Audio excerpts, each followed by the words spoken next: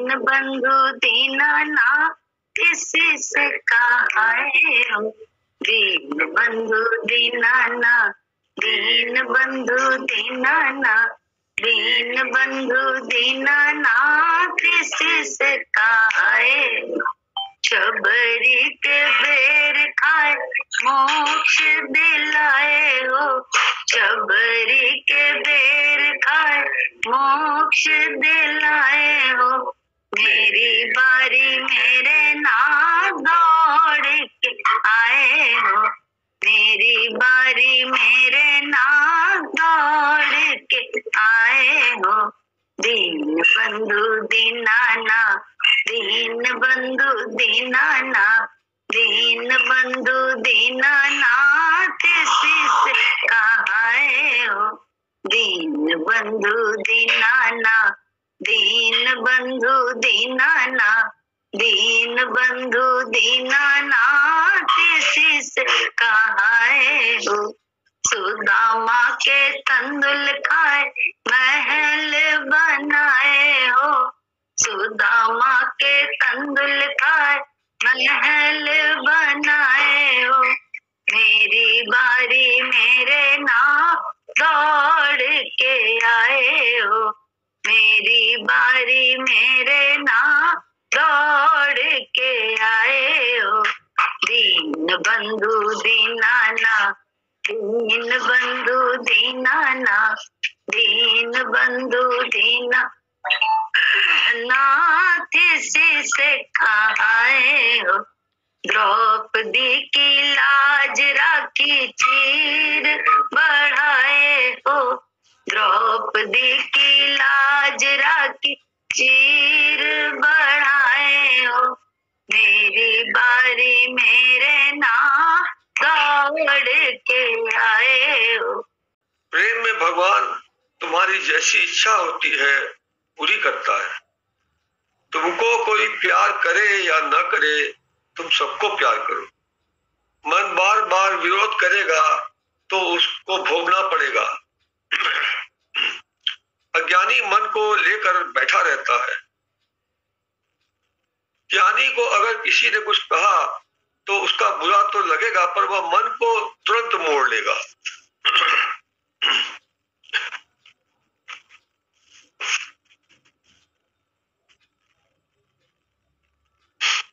देखो तुम कितने भाग्यशाली हो, तुम्हारे घर में गुरु का भजन करते हैं।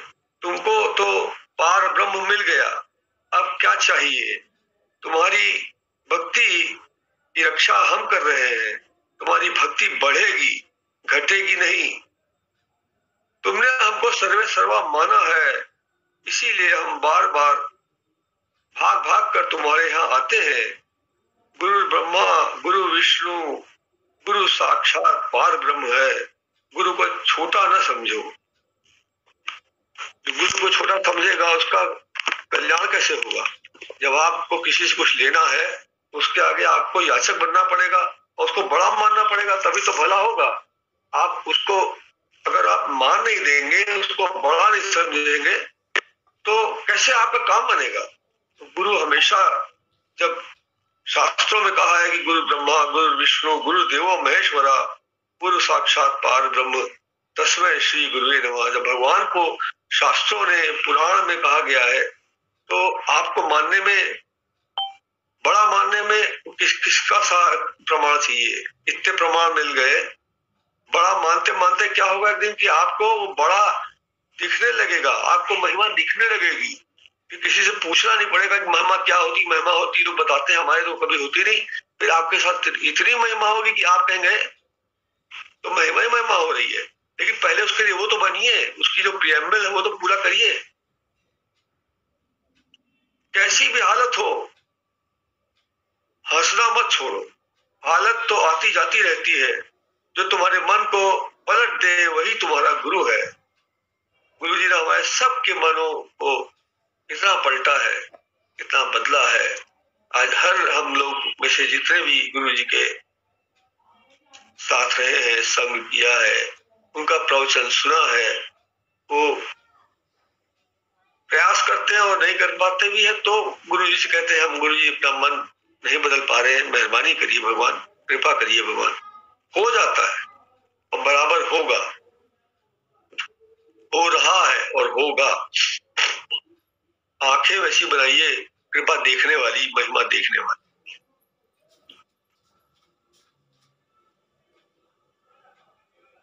जैसे कहते हैं कि भगवान चक्र सुदर्शन लिए रहते हैं जिससे दुष्टों को मारते हैं, वैसे ही ज्ञान चक्र है जिससे गुरु तुम्हारे भूत मन को मारकर तुमको अच्छा बनाता है।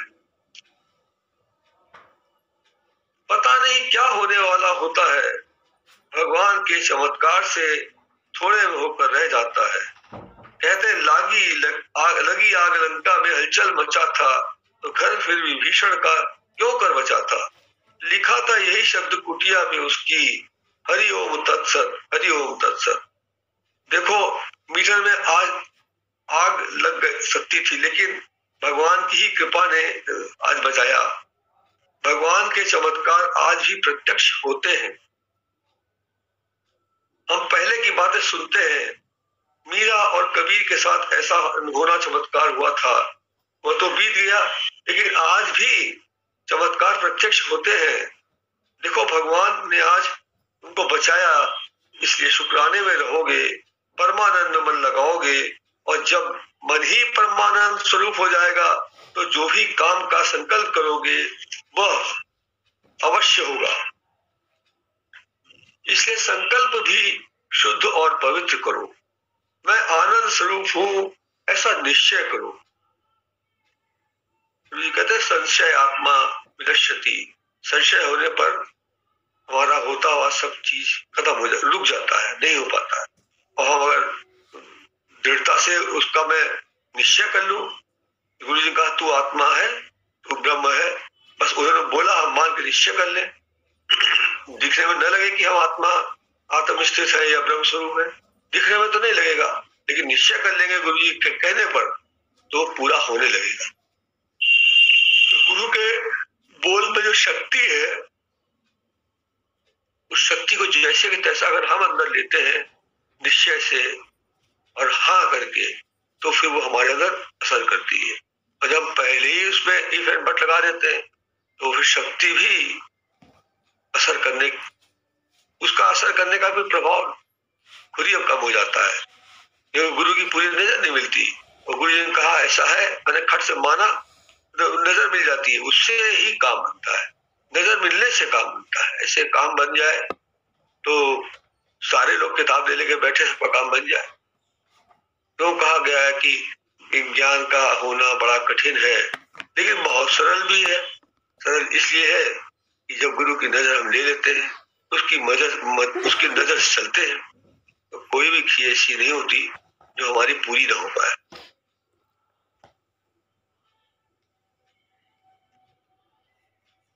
सबने तुमको नाम रूप से बुलाया तो तुम अपने को नाम रूप समझने लगे, लेकिन गुरु बार बार कहता है कि तू आत्मा है, आनंद स्वरूप है, उसी का चिंतन करो। तो मन और बुद्धि में यह नहीं बैठता, क्योंकि हम मानते नहीं एकदम से। हम मान ले फिर जान जाएंगे, आगे हमको मालूम हो जाएगा कि हाँ हमने हाँ किया, माना, फिर हम जानने लगेंगे कि हाँ आत्म स्थिति क्या होती। मानेंगे ही नहीं कभी, मानेंगे ही नहीं कभी, तो फिर कैसे होगा। इसे खट से मान लीजिए, गुरु जी बार बार कह रहे हैं कि तू आत्मा है, ये नाम तेरा जो रखा गया है वो तू नहीं है, इसलिए हम मान लेंगे, बस खाली मान लेंगे दिल से, ये जानने लग जाएंगे।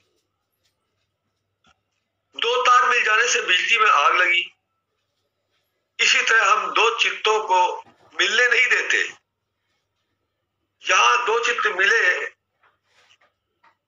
वहां परमात्मा अलग हो गया, परमात्मा से जुड़ नहीं पाता, इसलिए दो चित्तों को न मिलने दो। भजन न कर देने वाला यही चित्त का ही कहीं एक दूसरे से जुड़ आना है। अर्थात दो के बीच में मुझको गुरु को रखो, भगवान को डालो तो अच्छा रहेगा। किसी भी मनमुख से जुड़ो तो परमात्मा दूर हो जाता है। जहां भगवान में तुम्हारा दिल लगेगा, तुम्हारा कोई बाल बांका नहीं कर सकेगा। तुम अगर भगवान से दिल लगाओगे तो भगवान तुमको कभी दूर नहीं होने देगा। भगवान की नजर तुम पर पड़ने से तुमको अलौकिक आनंद मिलेगा। तुम हमेशा परमात्मा से जुड़े रहोगे। तुम भजन न करने वाले लोग भी गुरु की कृपा से ही भजन करते हो। सच बात है, आज जितने लोग भजन कर रहे हैं एक गुरु जी की कृपा से ही कर रहे हैं। अब वो पहले पहले गुरु जी से लगा हुआ, गुरु जी तब खिंचा हुआ, फिर ऐसा प्रेम हुआ कि वो जो भी बोलते थे हम लोग खट से हाँ करते थे। अब हाँ हाँ करते करते ही हम लोग को कितना आराम मिल गया। कितना आसान है गुरु जी की भक्ति, कितनी आसान है। बस खाली एक है, हाँ हाँ करते रहिए। गुरु जी जो बोला, जी हाँ भगवान जी, ये हाँ भगवान जी, तुम में कमी है, हाँ भगवान जी है, उसको भगवान आप ही दूर करिए। वो तो फिर कर ही देंगे, हम मानेंगे तो। गुरु जी कहते तू आत्मा, तेरा नाम रूप ये जो है तेरा नाम नहीं है, तू आत्मा है, तू ब्रह्म स्वरूप है। हाँ भगवान जी, कठिन तो है लेकिन भगवान जी, हाँ भगवान जी कर देंगे ऐसा, ये अनुभव में आप आएंगे। नहीं वे मानेंगे नहीं, चलेंगे नहीं, तो फिर कैसे क्या होगा। भजन करने आते हो और दुख लेकर आते हो। चित्त का कनेक्शन ही दुख का कारण है। इसीलिए भगवान नाराज होता है कि चित्त को कहीं फिट न करो। चित्त से नाम रूप को हटाओ। ईश्वर से ही चित्त का जब कनेक्शन होता है तभी भजन होता है। भगवान के भजन के अलावा और कुछ सच्चा नहीं है। औरत के अंदर आत्म शक्ति होनी चाहिए, क्योंकि आदमी कहीं कहीं बाहर जाता है। अगर औरत में आत्म बल नहीं होगा तो बच्चों को पालना कैसे करेगी। ये आत्म बल गुरु के ही कारण होता है। बिना ज्ञान के आत्म बल नहीं आएगा। आदमी के बाहर जाने पर अगर औरत रोएगी तो बच्चों की पालना कैसे करेगी। जब ज्ञान लेकर काम करेगी तो घर भी अच्छा रखेगी। औरत का स्वभाव भी ज्ञान से ही अच्छा होता है, नहीं तो घर घर में कलह होती है। औरत का स्वभाव ज्ञान से अच्छा होता है। औरत का सभी का स्वभाव ज्ञान से ही अच्छा होता है। बिना ज्ञान के हमारा किसी का भी कोई काम सही होता है, हमको तो नहीं दिखता है। हमारे जीवन में आज तक जो भी काम ठीक हुआ, जो भी अच्छा हुआ, सिर्फ गुरु जी की कृपा से हुआ। और जब से भगवान जी मिले, गुरु जी से मिले से मतलब संसारिक तौर से नहीं, आंतरिक तौर से, भगवत भाव से, उस दिन से भाग्य जाग गया। उस दिन से सब किस्मत के ताले खुल गए। तो इसलिए गुरु का मिलना अपने भाग्य के बहुत बड़े दरवाजे का खुलना समझिए। और इतना महत्व गुरु जी की बात का, उनके वचनों का हमको दिल से देना चाहिए कि जिससे हमारा कल्याण हो जाए।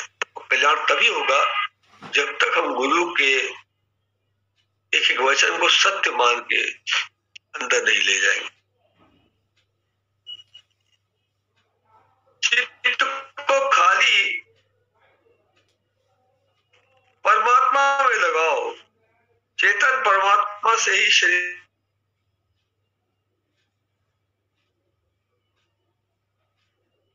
भी चलता है। तो भी आएगा जब दिल से भजन गाओगे। जब दिल परमात्मा में फिट होता है तभी भजन होता है। ये परमात्मा का भजन है, व्यक्ति का नहीं। प्रभु की वाणी अंदर से आती है। तुम बड़े गवैयों को ले आओ, अगर दिल में परमात्मा नहीं होगा तो गा नहीं पाएगा। भजन में आवाज तभी निकलेगी जब मन परमात्मा में फिट होगा। कभी कभी देखो ना नाचने वाला भी नाचने लगता है, नाच करने लगता है, क्योंकि भाव में उसे होश नहीं रहता। वरना भरी महफिल में कौन नाचेगा। देह अध्यास और इतनी देह अध्यास के कारण इतनी शर्म रहती है कि आदमी नाच नहीं सकता। लेकिन जब गुरु जी के प्रेम में जब बौराता है तो देखिए कितने लोग खड़े होकर उछल उछल नाचते हैं। आड़ा बेड़ा तिरछा कैसे भी नाच रहे, लेकिन मस्ती में तो है। क्यों? वो गुरु जी के प्रेम में, उनका सामने होने से एक ऐसी मजा आती थी कि सब लोग उल्टा सीधा ही सही, कोई ताली बजा के नाचता तो कोई खाली ऐसे ही से करता था। जरूरी है थोड़ी कि सबको नाचना आता हो, लेकिन ये है कि वो गुरु जी के प्रेम में, गुरु जी के भाव में खड़े होकर झूमने लगता है। उसको ये देह अध्यास नहीं रहता, उसको ये भी नहीं रहता कि लोग देखेंगे तो क्या कहेंगे, उसको कुछ नहीं महसूस होता, उसको बस मजा आता है। और मजा गुरु जी से ही तो आता है और किससे आता। तो ऐसे गुरु का महत्व हम जितना ज्यादा करेंगे, उतना ज्यादा हमको आराम, आनंद, चैन सब आने लगेगा।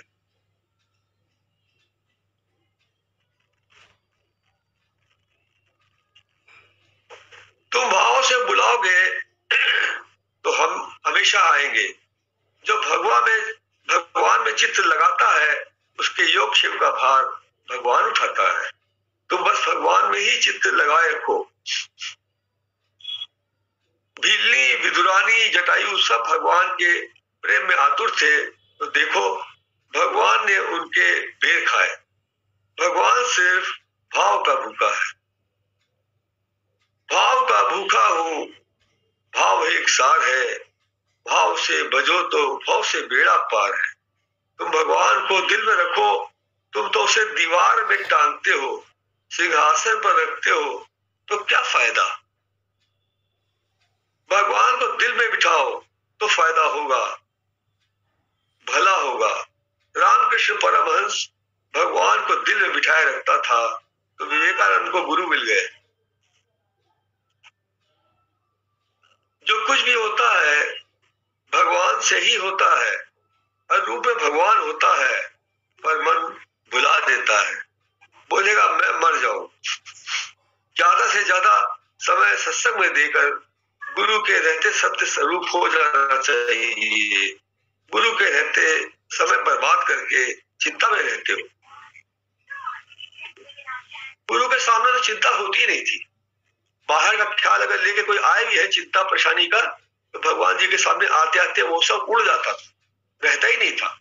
ये तो जब संसार दोबारा जाते हैं तब फिर भले आने लगे, और तब तो आना स्वाभाविक है संसार में, संसार ऐसा ही है। लेकिन गुरु जी के सामने जैसे ही पहुंचते थे, जैसे ही बैठते थे, तो ख्याल एकदम धुएं की तरह उड़ जाता। ख्याल सिर्फ भगवान में लगा रहता था। दिल भी, दिमाग भी, आंखें भी, सब कुछ गुरु जी रहती थी, उन्हीं को देखते रहते थे, तो कोई और ख्याल नहीं रह जाता था। ये बिल्कुल फैक्ट बात है। उनकी सीढ़ी में पहुंचने से पहले जो ख्याल है सो है। उनके सामने जैसे बैठे, एक भी ख्याल, एक भी विचार, उलझन, कोई चिंता सब साफ हो जाती थी। उस समय लगता था कि हम ऐसे के पास बैठे हैं जो सर्वे सर्वा है हमारे, मेरे गुरु है, मेरे भगवान है। तो हमारा दिल आराम में नहीं आएगा, एकदम से आराम आ जाता था। वो क्या चीज है, ये क्या चीज है जो गुरु के समक्ष आते ही एकदम से आराम आ जाता है। सोचिए, अभी तो आप मानते थे कि जैसे हम है वैसे हमारे गुरु भी है, क्या शरीर एक ही से तो है, क्या फर्क है। अब आप फर्क देखिए कि संसार में आप चिंता, फिक्र, परेशानी में जूझ रहे थे, मन चल रहा था, खटखट हो रही थी, सामने आके बैठते ही वो सब विचार, वो चिंता कहाँ चली गई। अब इससे एनालाइज करिए कि आप तो गुरु जी को अपने शरीर जैसा मानते थे, तो आपकी चिंता परेशानी अगर आपका शरीर उनका शरीर एक साथ, तो आप दूर कर लिए होते। उनके सामने बैठते ही हमें चिंता, फिक्र, परेशानी दूर कैसे हुई। यही आपको समझना है, हमको समझना है कि गुरु शरीर नहीं होता। अगर इस शरीर में ना आए तो हमें ज्ञान कैसे देगा। साकार में नहीं आएगा, हमारे जैसा नहीं आएगा, तो हम उससे हिलेंगे मिलेंगे कैसे। क्या वो शेर या जानवर बन के आएगा हमसे अलग, हाथ 4, 6, 12 हाथ में लगा करके, तो तोड़ डर जाएंगे। हम उससे घुलेंगे मिलेंगे तभी जब हमारे जैसा होके आएगा।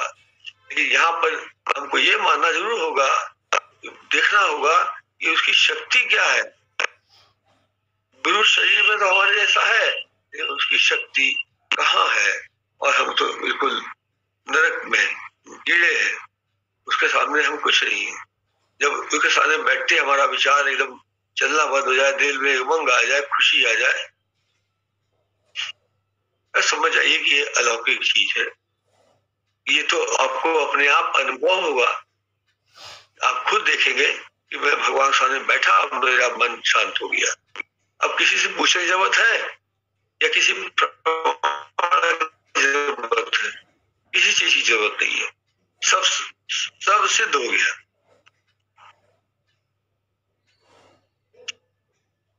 परमात्मा का रस सब रसों से मीठा होता है, ऐसा परमात्मा तुमको प्रत्यक्ष मिल जाए तो कितना अच्छा है।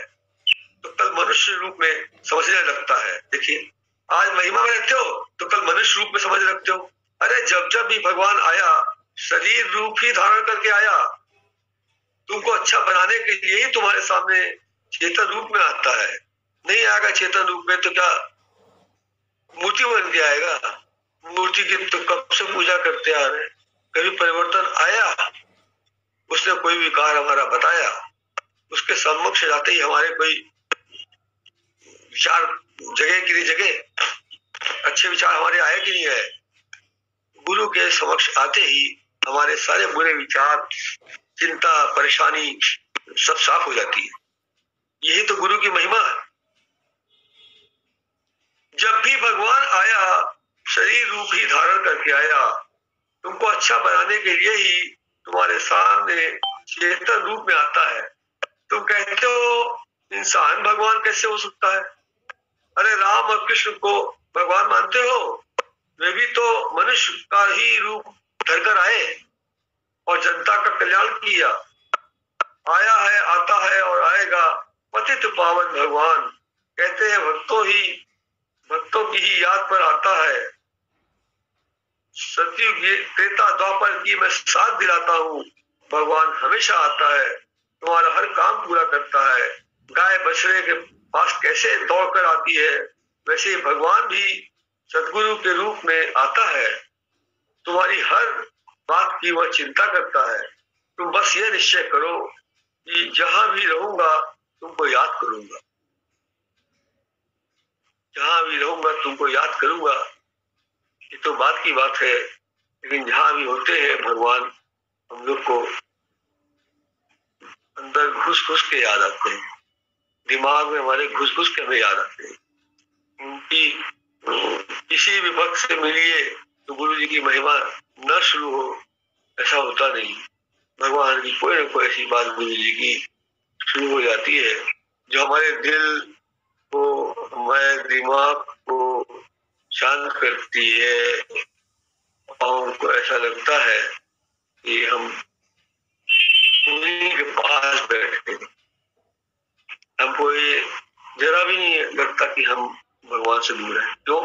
हमको लाना नहीं पड़ता। अगर हमको लाना हो तो पता लगा, कहेंगे अच्छा आज नहीं, आज थोड़ा सा रुक, कल लाएंगे भगवान को दिमाग, परसों लाएंगे।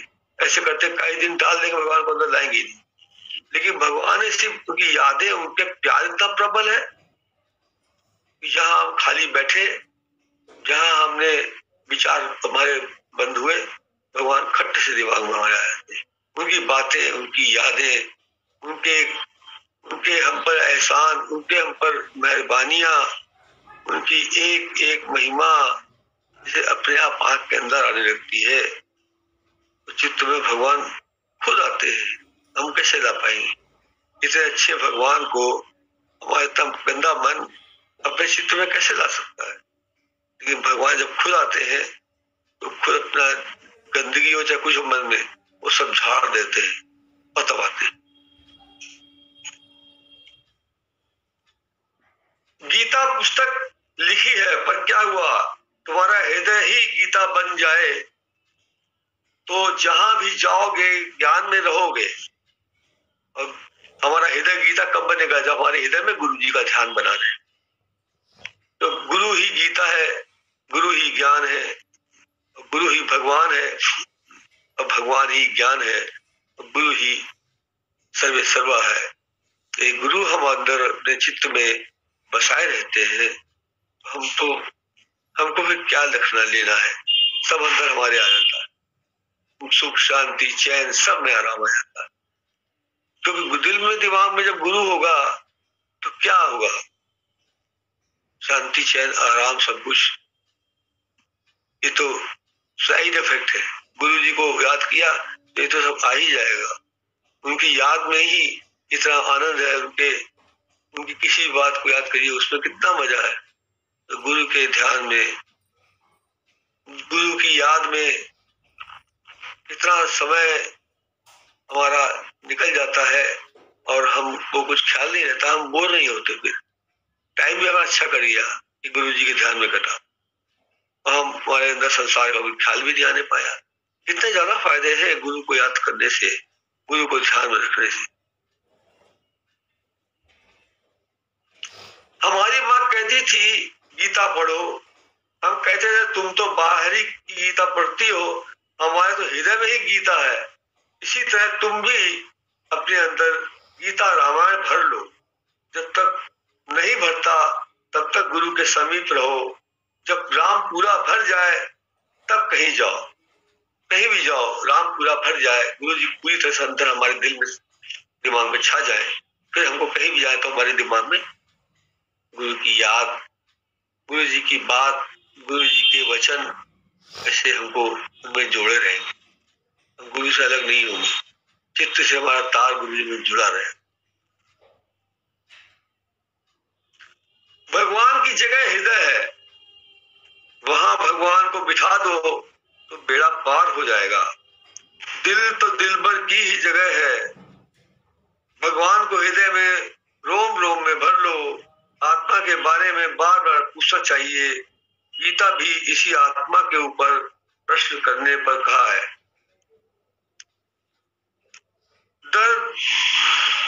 दस जगह भटकने से कुछ नहीं होता, एक के शरणागत होना आवश्यक है। जहाँ आनंद आ जाए वही शरणागत होना चाहिए। गुरु तो बहुत है पर एक को मानना आवश्यक है। अस्पताल में बहुत मरीज होते हैं एक ही कमरे में, ये होते हुए भी कोई किसी डॉक्टर का मरीज होता है तो कोई किसी का। डॉक्टर उसी मरीज को देखता है जो उसके इलाज में होता है, अतः एक ही डॉक्टर को दिखाने के से फायदा होगा, अलग अलग डॉक्टर को दिखाने से कोई फायदा नहीं होगा।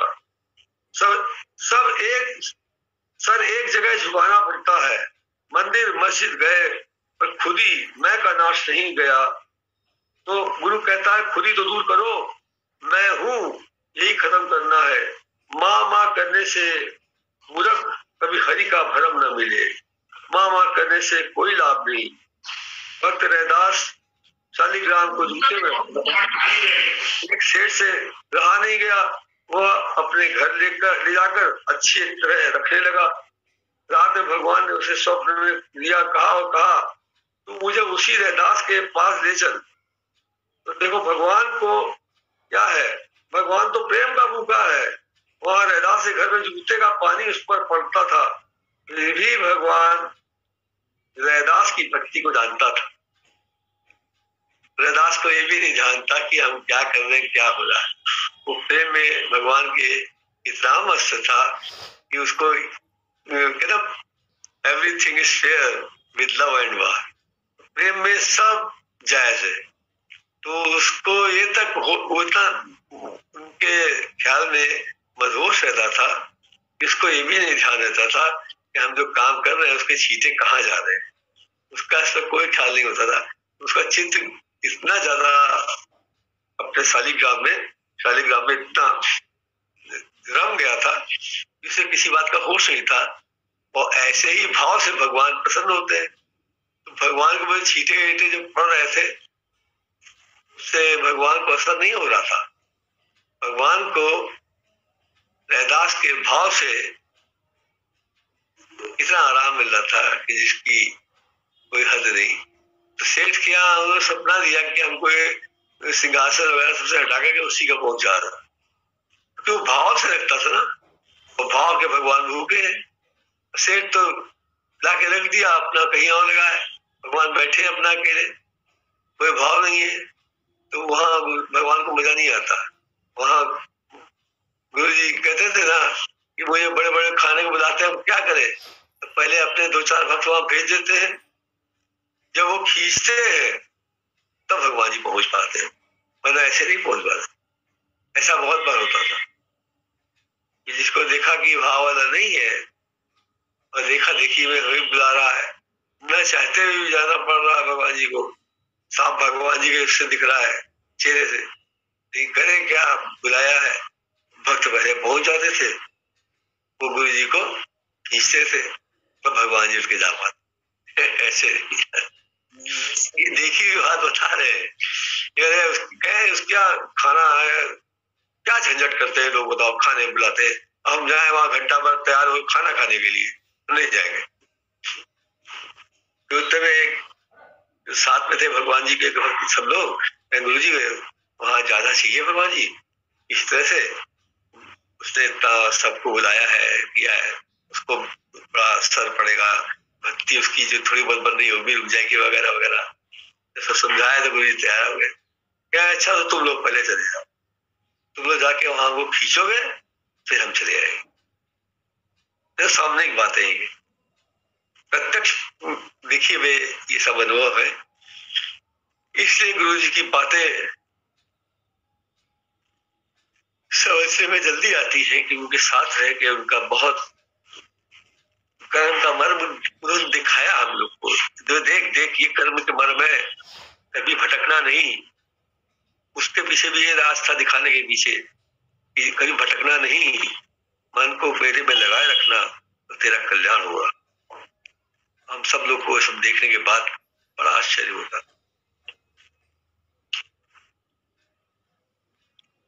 जर्रे जर्रे में है झांकी भगवान की, इसी सूझ वाली आंख ने पहचान ली।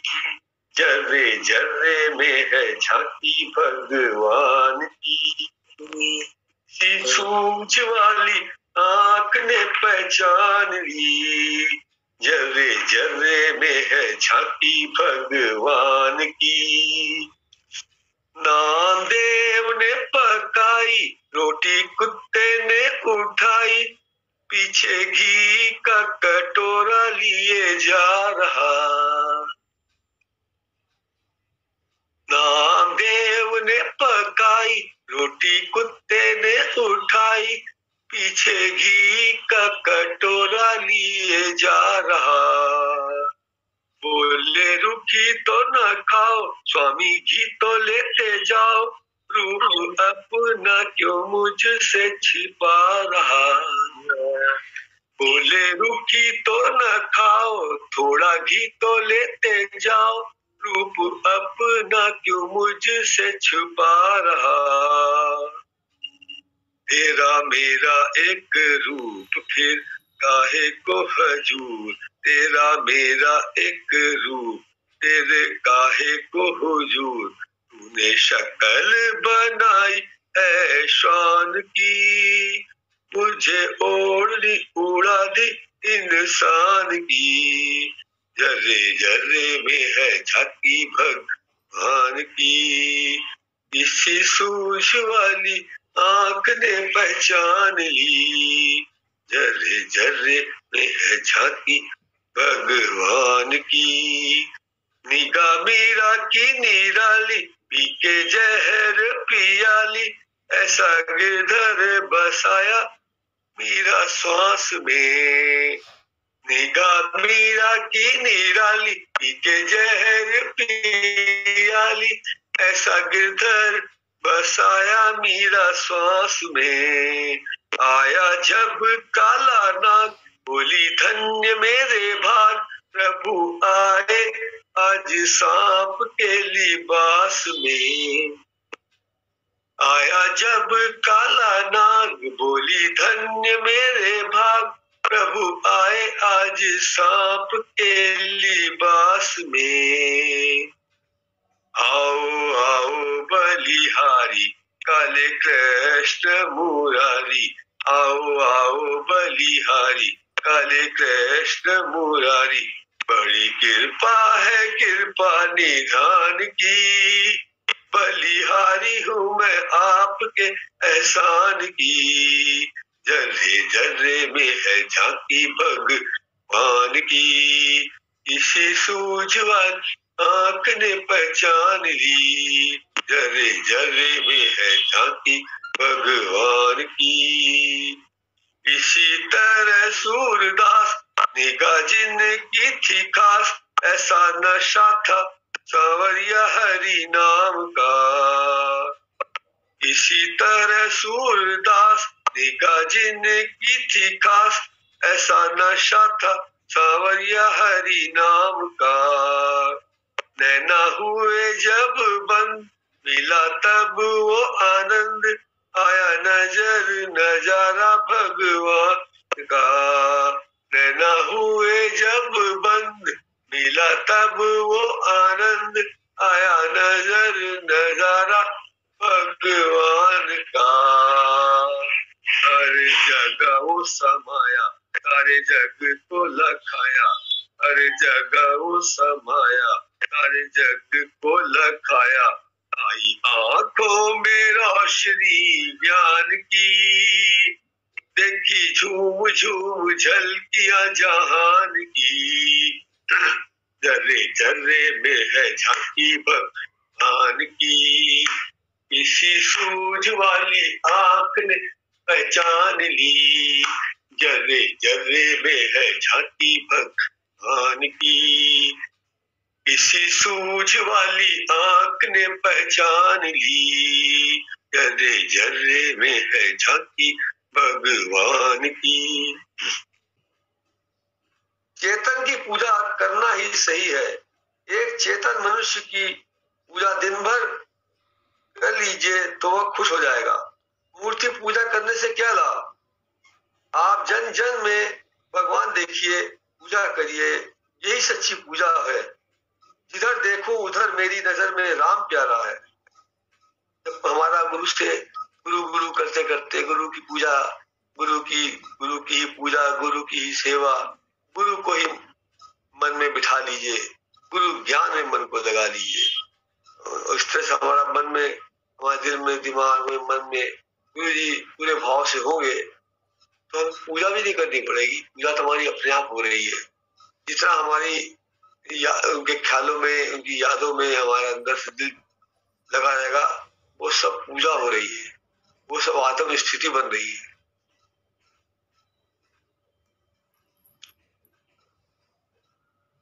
जब सच्चा जिंदा भगवान आ जाएगा तो उसको मूर्ति की पूजा नहीं करनी पड़ेगी। तू ही निर्लेप नारायण, कहाँ चंदन लगाऊं मैं। जिससे पति की फोटो लग रखी है और पति सामने है तो कोई औरत फोटो की पूजा नहीं करेगी। उसी तरह जब ठाकुर भगवान जिंदा चेतन में आ जाए तो मूर्ति की पूजा कौन करेगा? अभी तो आप मूर्ति को नहला रही हैं, पूजा कर रही हैं, पर जब शरीर इस लायक नहीं बचेगा, अक्षम हो जाएगा, अस्वस्थ होगा या शक्ति क्षीण हो जाएगी, तब यही पूजा की खटखट रहेगी कि पूजा नहीं की, पूजा नहीं की। लेकिन जब चित्त में भगवान बैठ जाएगा तो अंदर हर समय पूजा होती रहेगी। देखिए, बहुत दूर की बात गुरुजी इतने अभी से बता रहे, जो हम लोग के दिमाग में भी नहीं होगी। गुरुजी बहुत दूर तक की देख के बहुत आगे तक की बात बताते हैं, जो हमारे दिमाग में वही नहीं है। कि एक समय ऐसा सबके साथ आता है कि शरीर की शक्तियां, इंद्रियों की शक्तियां बहुत कम हो जाती हैं, चलने फिरने वाली स्थिति नहीं रहती, एज इतनी बढ़ जाती है और दिमाग में टेंशन खटखट रहेगा कि हमने सालिग्राम को नहीं नहलाया, नहीं धुलाया। चिल्लाएंगे अपने घर में सबसे कर दो, किसी का भाव नहीं है तो उठा फटक करके वो जल्दी करेगा, हमको अच्छा नहीं लगेगा क्योंकि हम जिस तरह करते वो नहीं कर रहा है। ये सब खटपट नहीं शुरू हो जाएगी और समय ठीक से नहीं कटेगा। उसी चिंता, उसी परेशानी में रहेगा कि अब कल कौन नहीं लाएगा उनको, परसों कौन नहीं लाएगा, रोज यही चिंता। और रोज किसी से कहा जाएगा तो कहाँ तक बात मानेगा, तमाम झंझट पैदा होंगे। गुरु जी ने क्या किया, गुरु जी ने आने वाले समय की जो बहुत बड़ी समस्याएं हैं उनसे हमको हटा दिया, जिसका हमको पता अभी नहीं है, इसका अभी पता हमको नहीं है, इसका पता आगे चलेगा। लेकिन गुरु जी ने अभी बता के हमको जगा तो दिया कि देखो हम ये भी काम कर रहे हैं कि तुम्हारी जब मंदिर जाने की, चलने की वो नहीं होगी, तुम बैठे बैठे भी हमारी पूजा, तपस्या, भक्ति, आराधना सब कर लोगे और शांति में रहोगे। किसी से कहना नहीं पड़ेगा कि हमारे गुरु की पूजा आराधना करवा दो, अंदर ही चलती रहेगी वो। जब अंदर कहते ना, आदत जब पड़ जाती है, जैसे एक कुत्ते की तुम टेढ़ी है, उसको आप सीधी करते रहिए 6 महीना दौड़ा रहिए, बोलेंगे फिर वो टेढ़ी हो जाएगी। तो उसी तरह से जब आदत पड़ जाती है कि भगवान के बगैर नहीं रह पाते हैं, भगवान की याद के बगैर नहीं रह पाते हैं, हमारे दिल में ही हमारा गुरु समाया है और दिल में हमको देखते रहते हैं। अब हमारी ये आदत पड़ गई है तो ये आदत हमारी कोई छुड़ा पाएगा। कुत्ते की धूप को सीधा नहीं कर पाया, ऐसी आदत नहीं छूटती, वो मौके मौके पर अपना सर उठाती है। उस तरह से ये आदत हमारी कि अंदर भगवान जी है, हमारे दिल में गुरु जी है, हम दिल से गुरु जी पूजा कर रहे हैं, उनका आंख बंद करके कोई सीन का ध्यान कर रहे हैं, उनका चिंतन हो रहा है, उनकी बोली वाणी भी इनको मुंह से निकल रही वही सुन रहे हैं, सब अंदर ही अंदर हो रहा है। तो हमारा पूजा करना भी हो रहा है, ध्यान धारणा भी हो रही है, सत्संग भी हो रहा है, प्रवचन भी मिल रहा है, और हम कर कुछ नहीं रहे और पूरी पूजा हो रही है। क्योंकि मानसिक पूजा, भाव की पूजा बहुत श्रेष्ठ होती है और उसी तरफ गुरु जी हम लोग को लेके जा रहे हैं। ये मन में जब गुरु जी बिठा दिया, बैठे आंख बंद किए हुए, अगर ट्रेन में बैठे आंख बंद है, ट्रेन चल रही है, सब यात्री सफर कर रहे हैं, हम सफर तो जरूर कर रहे हैं, आंख में गुरु जी का ध्यान है तो पूरा रास्ता सत्संग और भजन में जा रहा है। ऐसा गुरु जी हम लोग का बना रहे हैं सिस्टम कि उठत बैठत सोवत जागत हर समय हमारा दिल सत्संग में रहे, गुरु जी में रहे, अपने भगवान में रहे, उनके ध्यान में रहेगा। तो ऐसी ऐसी चीजें उसके साथ घटित होंगी तो खुद हैरान हो जाएगा, सोचेगा ये कैसे हो गया, वो बड़ा आश्चर्य से भर जाएगा कि ये सब कैसे हो रहा है। गुरु जी हम लोग को उस जगह की तैयारी कर रहे हैं कि जो मानसिक पूजा हम करते रहे हर समय, उसका बड़ा फल है। महाराष्ट्र में एक बहुत बड़े संत थे, वो सच में ऐसे करते थे कि ऐसे करके टीका लगाया, ये माला पहनाई, अब घंटी बजा रहे हैं, वे आरती कर रहे हैं, भोग लगा रहे हैं, सब कुछ दिख नहीं रहा किसी को क्या है, लेकिन हाथ पैर चलते दिख रहे हैं और मन से वो उनकी सब पूजा कर रहे हैं और अंदर ही अंदर आरती भी गा रहे हैं, ऐसे करके सब कर रहे हैं। एक महाराष्ट्र में बहुत बड़े संत हुए थे, उनके बारे में कहा जाता है, हमने भी सुना है। तो मानसिक पूजा का महत्व बहुत बड़ा है। प्रेम की चितवन से ही भगवान खुश होगा। भगवान भाव का ही भूखा है। हमारे पास आने वाला कहीं नहीं जाता, कहीं जा ही नहीं सकता। ऐसा प्यार, ऐसा लगाव, ऐसा स्नेह कहीं मिल ही नहीं सकता कि जो अभी भी आंख बंद करते हैं तो वैसे ही प्यार पाते हैं, कहीं याद करते हैं तो वैसे ही प्यार पाते हैं, कहीं दो गुरुमुख मिल जाए बात बैठे तो बीच में गुरु जी आ ही जाते हैं। वो अपनी महिमा बताता है, एक अपनी महिमा बताता है और ऐसे करते करते गुरु की बातों में इतना खो जाते हैं कि हटने का मन नहीं करता, उठने का मन नहीं करता। कभी कभी तो किसी का खाली अगर ये सभी लोग भगवत भाव वाले हैं तो रात हो जाती है, 2 बज जाए, 2:30 बज जाए, अंदाज नहीं रहता ये अरे इतना टाइम हो गया, तो वही जबरदस्ती सोने चले, नहीं तो सोना भी है तो उठना होता है। गुरु जी का ऐसा महिमा होती है। सवेरे बैठ गए तो शाम हो गई, मालूम ही नहीं पड़ा, खाना पीना भी सब भूल गए, भगवान की महिमा चलती रही। कोई बताता रहा, कोई अपनी बताता रहा। और ये नहीं एक बोल रहा है, बाकी सब गुरु के ध्यान वाले हैं, उसी में आनंद लेने वाले हैं। तो वो एक बोल रहा है सब उसमें आनंद ले रहे हैं, दूसरा बोला उसमें वो सब आनंद ले रहे हैं। ऐसे करते करते समय कहाँ निकल गया, कब रात हो गई, कब दिन बीत गया, न खाना खाना उठा हम लोग, न कोई शाम हो गई। तब होश, जब कोई आया तब होश आया कि अरे हम लोग सवेरे से बैठे हुए हैं, हम लोगों ने कुछ किया ही नहीं, और नहा धो के चाय पी के बैठ गए। खाना पीना रखा है लेकिन खाना पीना किसी ने नहीं खाया। उससे बड़ा खाना ये हो रहा था, जिस महफिल में सब एक विचार वाले होंगे, वो महफिल बहुत अच्छी चलती है। देखिए शराबियों में अगर एक बिना शराब पिए वाला बैठ जाए तो सबको दिक्कत होती है, ये तो ये चला जाए, तो ये भी पिए, वो पी नहीं सकता। जैसे वो जाता है सब लोग बड़े खुश हो गए अपनी महफिल, अब सब एक रंग के हो गए।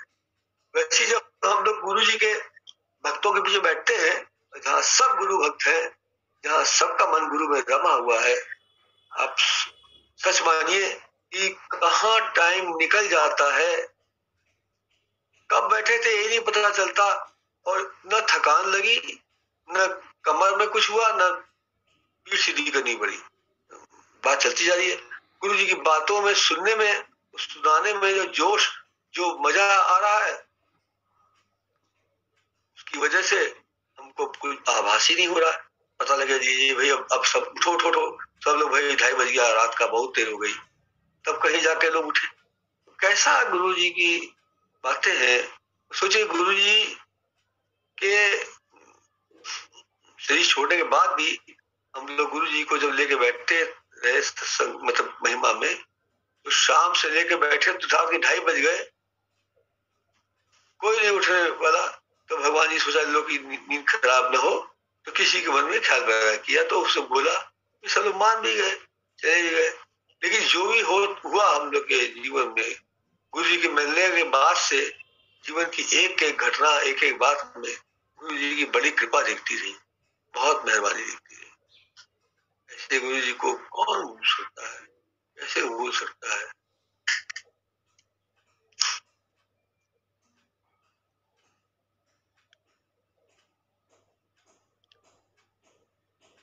इंसान क्या नहला सकता है भगवान को। भगवान हमेशा नहाए धोए शुद्ध पवित्र रहते हैं। लक्ष्मी, अच्छा लक्ष्मी आंटी के लिए एक भक्त के घर में देवी देवताओं की लाइन लगी थी। आंटी की बात बता रहे हैं गुरु जी कि देवी देवताओं की लाइन लगी थी, सीढ़ियों पर देवी देवता और ऊपर से साईं बाबा भी आ गए। हमने कहा इतनी पलटन तुमने लगा रखी है। दोबारा जब उसके यहाँ गए तो उसी सीढ़ी पर हम बिना जाने ही बैठ गए। 10 मिनट से गुरु जी कह रहे हैं दोबारा जब हम उसके यहाँ गए, मतलब आंटी जी के यहाँ गए, तो उसी सीढ़ी पर हम बिना जाने ही बैठ गए। बाद में किसी ने कहा यहाँ सीढ़ी पर जो पलटन रखी थी वो कहाँ गई, तो किसी ने कहा पता नहीं, इसने मतलब लक्ष्मी आंटी ने कहाँ रख दिया। फिर लक्ष्मी जी ने कहा, लक्ष्मी ने कहा जब भगवान साक्षात मिल गए तो अब उनका क्या करना है। देखो उसकी, मतलब लक्ष्मी आंटी के लिए कह रहे हैं, आंख में भगवान का नशा भी कितना है। जी बता रहे लक्ष्मी आंटी का जब शुरू गए तो खूब सीढ़ी पर सारे भगवान देवी देवता पलटन रखी थी, यानी उस पर से साईं बाबा भी रख के आ गए थे। तो अब गुरु जी कहेंगे ये इतने सारे भगवान की पूजा कैसे करेगी, आंटी के लिए कहा। लेकिन बात आई गई हो गई।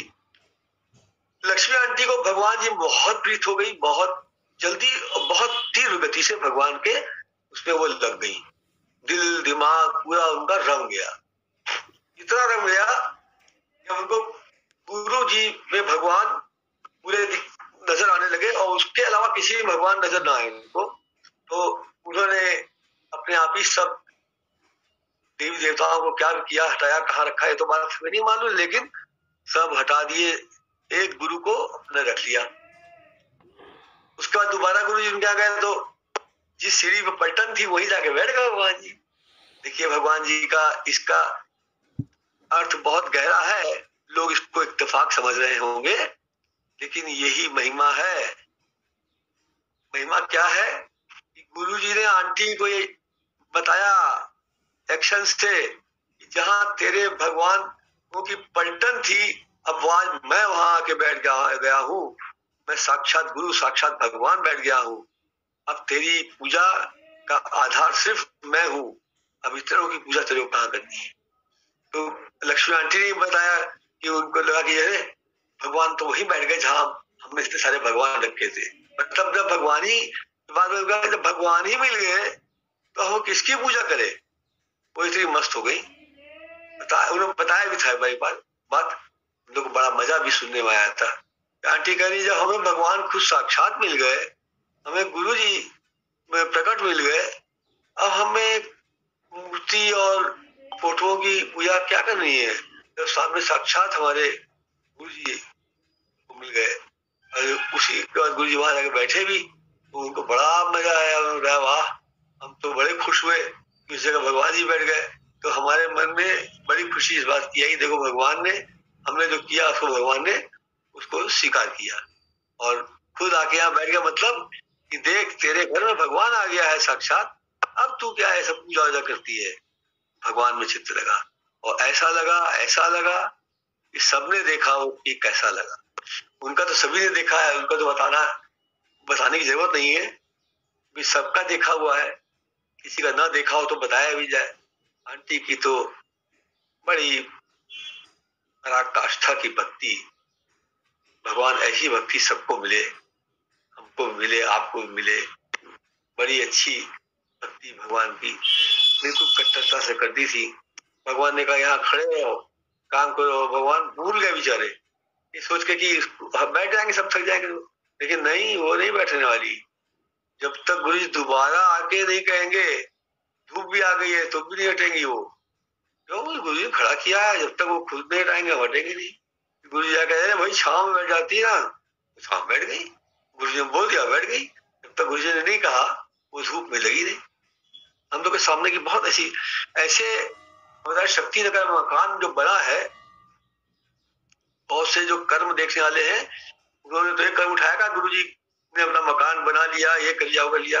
अरे ऐसा देखने वालों जरा अच्छा तो देखें, हम सभी भक्तों का वो मकान एक बना, लेकिन कितने सारे हम गुरु जी के जो भक्त हैं, जो गुरु जी के प्रेम करने वाले हैं, गुरु जी को छोड़ने वाले नहीं, उनके साथ रहने वाले, हम सब भक्तों की भक्ति का मकान बनाया गुरु जी ने। देखिए भगवान की लीला को समझना बड़ा कठिन है, उनके कर्म का राज समझना बड़ा कठिन है, इसीलिए कहा गया है कि भगवान के कर्म मत तो देखो पर लीला देखते रहो। वो मकान शक्तिनगर का बनना था, उसके अंदर लीला क्या थी कि जितने हमारे गुरु जी के भाई बहन, हमारे गुरु भाई बहन सब थे, सबके भक्ति का एक बिल्डिंग खड़ी हो गई मजबूत, सबको सेवा मिली, किसों ने प्यार में क्या क्या सेवा कर डाली, कौन कहां से कहां पहुंच गया, कहां से कहां पहुंच गया। उसी के चलते गुरु जी के भक्त साइकिल वाले भक्त मोटर कार वाले हो गए। देखिए तो कोई देखने में आएगा कि गुरु जी ने मकान बनाया, कहाँ उनको अपनी इच्छा शक्ति दी। जो भी कहता है ये गलत कहता है, उसको काटेंगे हम बात को उसकी। गुरु जी को मकान वकान की कोई इच्छा नहीं थी, गुरु जी तो दूसरों के लिए कर रहे थे, उनको अपने लिए क्या था, उनके रहने के लिए तो अच्छा खासा था वहां, क्या जरूरत थी उनको इतनी एज में इतनी मेहनत करने की। लेकिन उनके मन में था इसी बहाने सारे भक्त, और मेला लगेगा, सारे भक्त इस मेले में दिन रात अपना आनंद लेंगे, भक्ति करेंगे, सेवा होगी उनसे, उनकी भक्ति की इमारत बनेगी। तो गुरु जी का तो उद्देश्य दूसरा था। अरे गुरु भाव डालने वालों सब सोचो, गुरु जी क्या करते हैं, गुरु जी को अपने लिए कुछ नहीं चाहिए, इतने परम दयालु परम कृपालु करुणा के आधार है। श्रद्धा रूपी भेंट हमारी मंगलमय भगवान आपको स्वीकार हो। आपने उस मकान को क्या बनवाया कि हम सबको एक दिन भर खुली छूट मिल गई भगवान की भक्ति में लगे रहने की, भगवान की सेवा पाने की। और वहां सेवा की कमी नहीं थी, बस हमारे अंदर इच्छा है तो हर सेवा है, हमारे अंदर इच्छा नहीं आलस है तो कोई सेवा नहीं, आइए मिलिए जाइए। मना भी नहीं करते थे गुरु जी किसी को आने को, लेकिन भक्त जो वहां रहता था उसी से वो कहते थे। उस भक्त पे गुरु जी अपना अधिकार समझते थे। उस शक्ति नगर का मकान का एक एक हिस्सा बनते बनते हम लोग के अंदर इतनी भक्ति भगवान जी ने भर दी, इतनी महिमा भर दी कि आज हम लोग उसी की वजह से जी रहे हैं। वो भक्ति वो महिमा गुरु जी ने न भरी होती तो आज हम लोग खाली होते, हम लोग आज भटकते होते। लेकिन भगवान ने हम लोग को उस जगह लगातार अपनी संग दे करके, जिनको ये था कि हम गुरु जी घर नहीं आ सकते, संग नहीं पा सकते, वो सब वहां आ पाते थे। तो गुरु जी को अंदर बड़ी दया भी थी ना कि जानते थे कि बहुत से लोगों को घर में कहाँ बुला सकते हैं, तो इस मकान के जरिए कितनी वहां लोगों की भीड़ लग जाती थी और सारा मोहल्ला ये सोचता था कि यहाँ क्या हो रहा है। जो जाता था ऐसे देखता हुआ जाता था, आता था तो देखता हुआ आता था यहाँ क्या हो रहा है, क्या कर रहे हैं।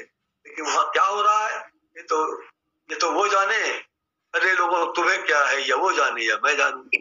भगवान जी जानते थे यहाँ क्या हो रहा है। भगवान जी भक्तों की बिल्डिंग बना रहे थे। देखने में जो कर्म देखने वाले हैं वो ये देख रहे थे कि मकान बन रहा भैया गुरु जी का, लेकिन हम लोग गुरु जी के जो में रवे हुए थे वो सब लोग सोचते थे देखो हम लोग को कितना अच्छा मौका मिल रहा है, दिन भर गुरु जी के पास जरा सा कहीं से टाइम फट से भागिए गुरु जी पर। अब वहां से फिर नहीं निकलना है। अगर 1 बजे पहुंच गए 1:30 बजे पहुंच गए बैंक से छूट छाट के, तो अब वहां से तभी निकलना है कि जब गुरु जी सब पूरा आज का कार्य द एंड करके निकलेंगे तब उनको लेके निकलना है। तो सोचिए कितना हम लोग पिकनिक मनाते थे, रोज पिकनिक थी। वो जो भजन है हर रोज मेरी दिवाली है, रोज मेरी होली है, रोज मेरी दिवाली है, ये भी गुरु जी ने हम लोग को शक्ति नगर में दिखाया। वाह भगवान वाह, ये भजन वहां पर आपने बिल्कुल साक्षात दिखाया कि हर रोज मेरी होली है, रोज मेरी दिवाली है। वहां हर रोज हम लोग की और दोनों टाइम पिकनिक होती थी। क्या क्या पिकनिक, और तरह तरह के भगवान चीजें बना बना के कर करके खिलवाते थे हम लोग को।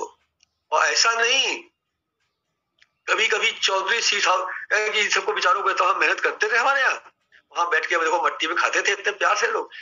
लोग चौधरी स्ट्रीट हाउस को ऊपर ले जाकर के वो क्या कहते हैं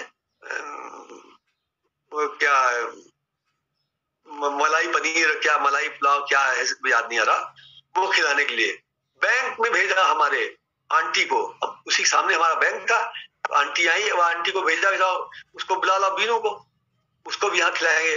अब वो आंटी तो आ गई बैंक, और को नाम ही नहीं मालूम हमारा ऑफिस का, वो जो घर का नाम है वो जानती थी। लेकिन भगवान की महिमा देखिए, जैसे वो गोरखपुर से चिट्ठी चली और गुरु जी घर पहुंच गई, वैसे आंटी आई तो अब इधर देखे उधर देखे बार बार, तो किसी ने पूछा कि आप किसको देख रही हैं, तो आंटी ने कहा अरे हम एक को देख रहे हैं, अब एक को देख रहे हैं, तो वो क्या बोलेगा, अभी चला गया। फिर क्या हुआ देखिए, उनके पैर अपने आप भगवान ने जिस गैली से चल के हमारी तवाना था उसी गैली में आ गए। और वहां पर एक से पूछा कि हमको एक नाम होगा ऑफिस का नहीं मालूम है, और वीनू वीनू कहते हैं, लेकिन अब उसको हमारा नाम नहीं मालूम लड़के को जिससे पूछे। उसके दिमाग में सेंस में कैसे आया कि कल हम समझ गए आप किसको ढूंढ रही होगी, आइए देखिए ये तो नहीं है। जैसे वो लेके देखा, हाँ हाँ यही। तो हम सब आंटी ने कहा जल्दी चलो तुमको गुरु जी ने बुलाया है चौथी लॉज में ऊपर की तरफ आना, मलाई कोफ्ता हमसे कहा था मुझे उसको खिलाएंगे, तो मलाई कोफ्ता वो खाने के लिए बुलाया है। और जैसे हम पहुंचे वहां पर गुरु जी के पास, कितने लोग तो बैठे हुए थे, कुर्सियां टेबल बड़ी सी लगी थी, गुरु जी जैसे बैठे थे, इतने खुश हुए। और हम पहुंचे तो हमको तो ऐसा लगा कि अरे ये क्या हो गया, ऐसा लगा लॉटरी खुल गई है।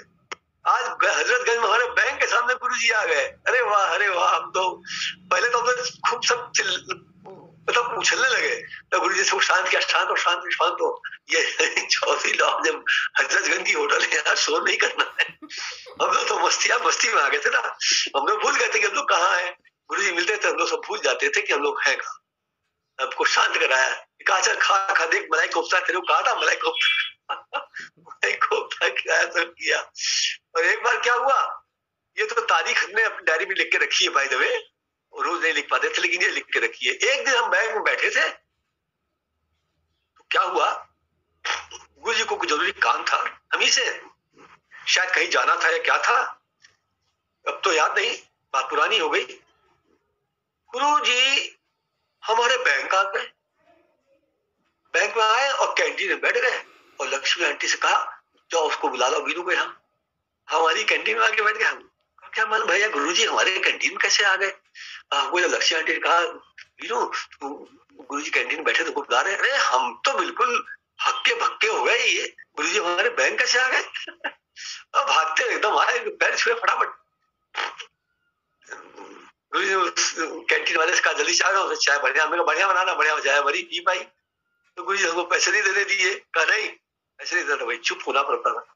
तो समझ गया कि ये इनके गुरुजी पैर छुए, इन्होंने सब किया तो ये महान कोई है, उसको क्या मालूम, लेकिन समझ गया। तो गुरु कह रहे नहीं, अच्छा तब 5 रुपए की कीमत बहुत होती थी, शायद 30 पैसे की ऐसी चाय मिलती थी और ऐसे कुछ था, 10 पैसे का बिस्कुट मिलता था, बहुत सस्ता था उस समय जब आए थे गुरु, तब की बात बता रहे। गुरु जी आए, उसको कहले कितना पैसा था, कुछ नहीं पूछा उससे, उसको 5 का नोट दे दिया, कहा वो पैसा वापस करने का, नहीं नहीं कुछ नहीं, रख लो रख लो। और हमसे शायद कहा कि तेरे को चलना है, कहा तो याद तो ठीक से नहीं, लेकिन हम इतने उस दिन इतने ज्यादा मस्त हो गए कि हमारा बैंक में पैर नहीं टिक रहा था, हम कुर्सी में बैठ नहीं पा रहे थे।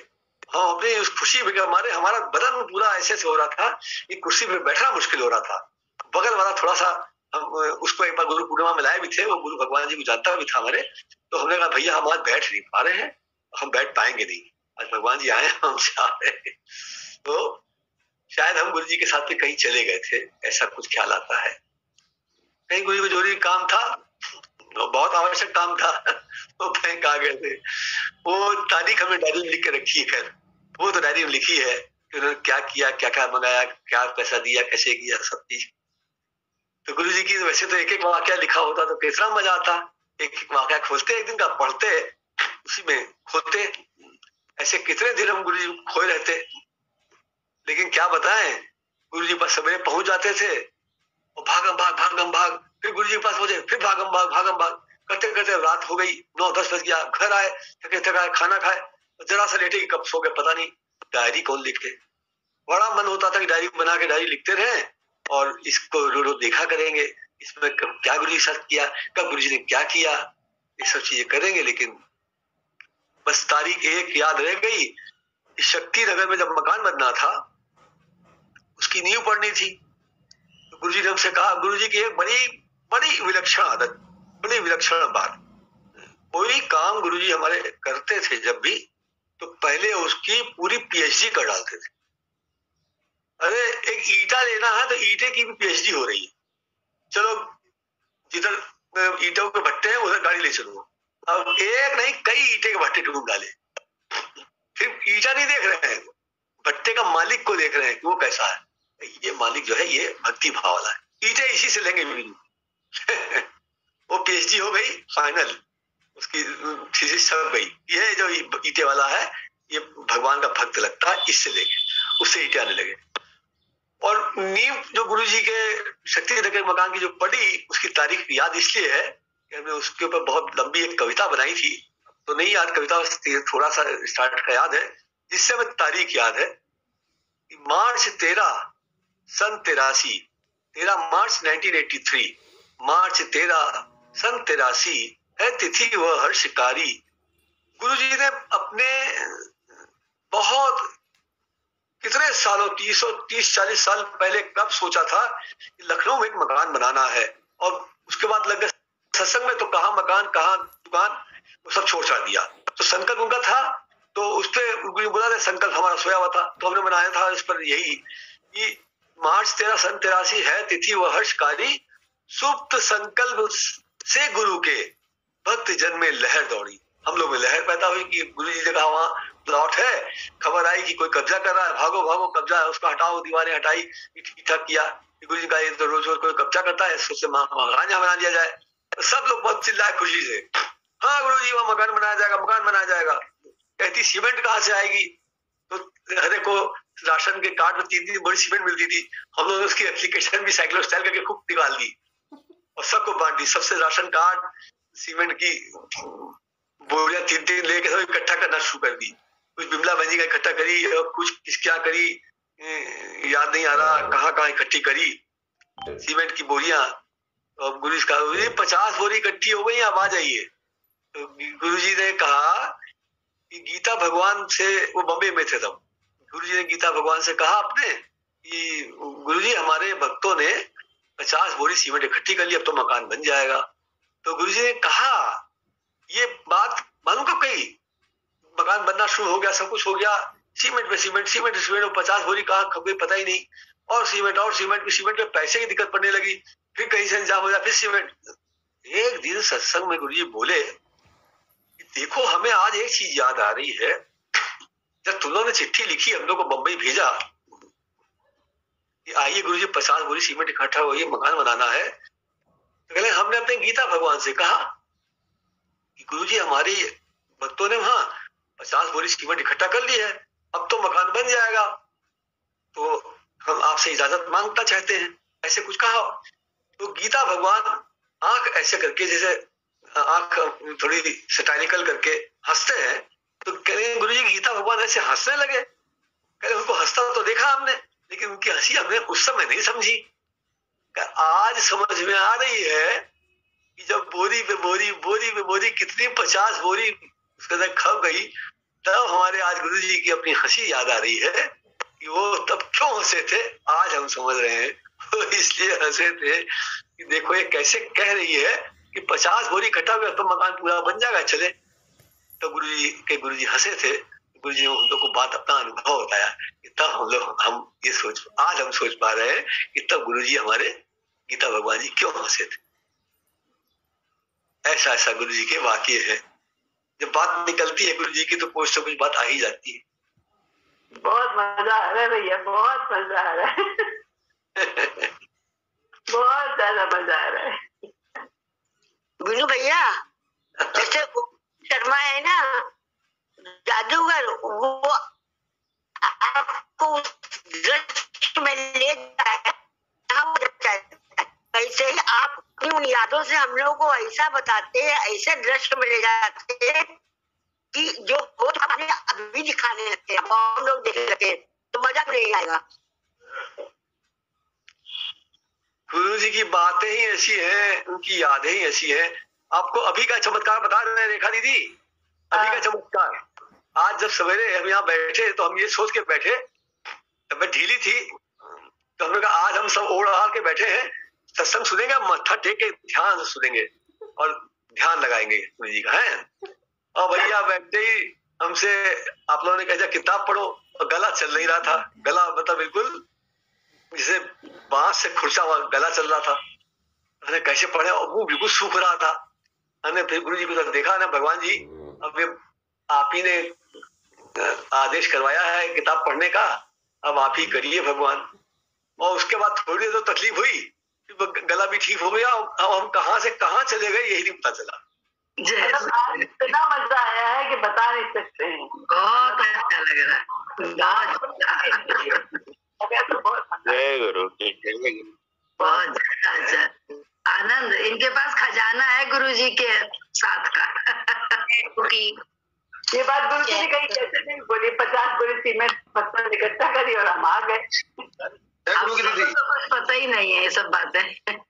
जय सतगुरु, जय सतगुरु, जय गुरु।